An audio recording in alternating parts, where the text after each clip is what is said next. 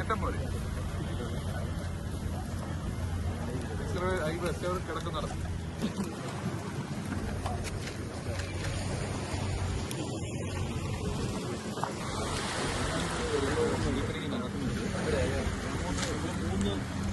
വലിയ സപ്ലൈൻ്റെ ഇവിടെ ഇപ്പം 120-150 വരെ പക്ഷേ റെഗുലറായിട്ട് എടുത്തുകൊണ്ടിരിക്കണം. കാരണം പണം കഴിഞ്ഞാലും പെൻഷൻ എടുത്തുകൊണ്ടിരിക്കണം.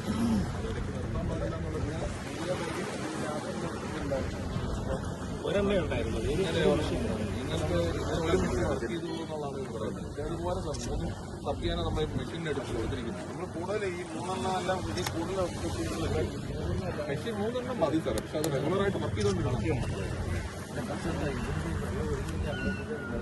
ഇപ്പോൾ കുട്ടികളുണ്ട് നല്ല പോയി വന്നുകൊണ്ടിരിക്കുന്നത് 208 കൂടുതൽ കാലത്തിന്റെ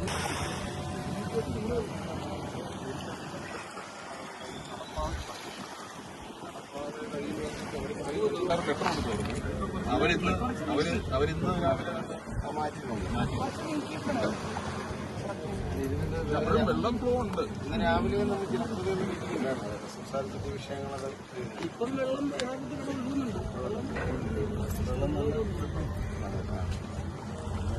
ഇനിയുള്ളത് ചവർ വന്ന് കിടക്കുന്ന യഥാർത്ഥത്തിൽ പ്രശ്നം. അതായത് ഇതിന്റെ ഒരു യഥാർത്ഥ പ്രശ്നം കിടക്കുന്നത് ലീഡിംഗ് ചാനലിലാണ്.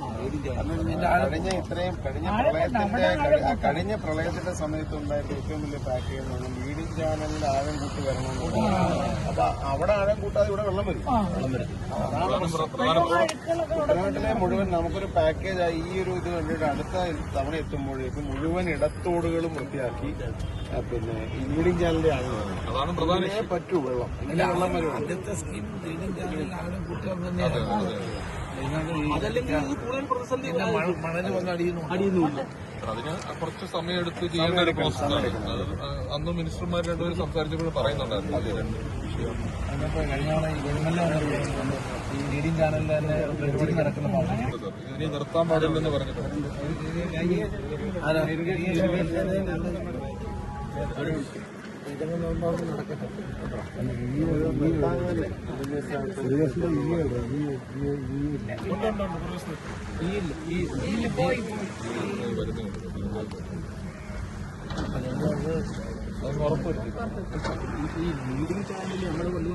അതാണ്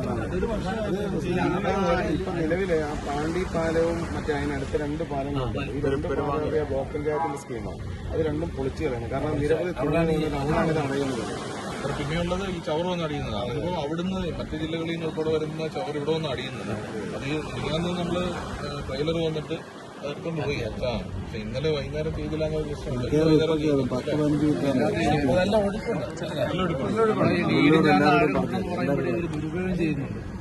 അത് മറ്റൊരു അളവ് കൃത്യമായിട്ട് നോക്കാതെ ഇവിടെയും പാണ്ടിയിൽ അവിടെ സിലിക്ക് എടുക്കുക. ചെളിയെല്ലാം എടുത്ത് മാറ്റുന്നത്. ജനവാസ മേഖല വരുന്ന പരമാവധി ഊറ്റുക എന്നുള്ളതാണ് അവരുടെ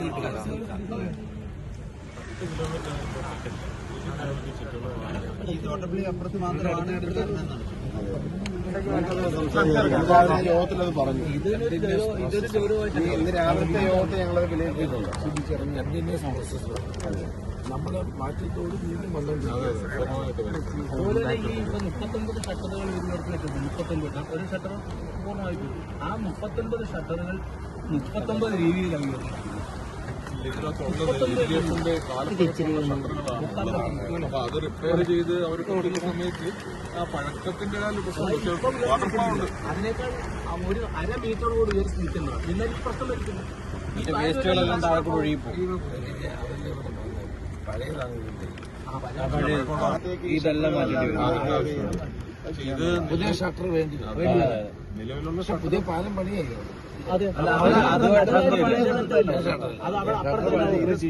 ഒരു പ്രപ്പോസൽ കൊടുത്തിട്ടുണ്ട് സാർ. ഇറിഗേഷനിൽ പുതിയ ഷട്ടറുകളുടെ പ്രപ്പോസൽ കൊടുത്തിട്ടുണ്ടെന്നാണ് അദ്ദേഹം പറഞ്ഞത്. പക്ഷെ നിലവിൽ ചെയ്യാവുന്നത് മാക്സിമം പൊക്കി വെള്ളം നീരൊഴുക്ക് ഉറപ്പാക്കുക എന്നുള്ളതാണ്. ഇപ്പോഴത്തെ വന്ന വെള്ളത്തിൽ ഈ 2018 നമ്മുടെ പ്രളയത്തിനേക്കാൾ കൂടുതൽ തദ്ദേശ സ്വയംഭരണ സ്ഥാപനങ്ങളിൽ ഇറിഗേഷനും റവന്യൂവും പോലീസും വളരെ ആത്മാർത്ഥമായി ഒരു ടീമിന് ഫുള്ള് ഇവിടെ ഇരുന്നത് വരെ നമുക്ക് ഇവിടെ ഡെപ്യൂട്ടി ഒരു നിമിഷം അങ്ങനെ ഇപ്പൊ ഇതിന്റെ അകത്തേക്ക് ഒരെണ്ണം കേടായാൽ ബദൽ സംവിധാനം വരണം.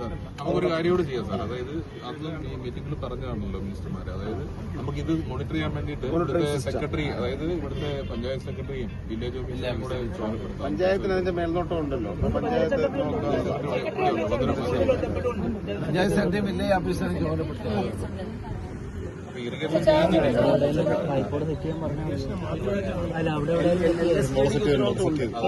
സ്റ്റേഡിയം ഇറിഗേഷനോട് ചേർന്നുള്ള കോർഡിനേഷനാണ് പറഞ്ഞത്. എൻഎച്ചുകാരിപ്പോ അത് മാറ്റാൻ പറഞ്ഞത് അവർ രാവിലെ വന്നിട്ട് എംഎൽഎയുടെ സാന്നിധ്യത്തിൽ അവർ കട്ട് ചെയ്ത്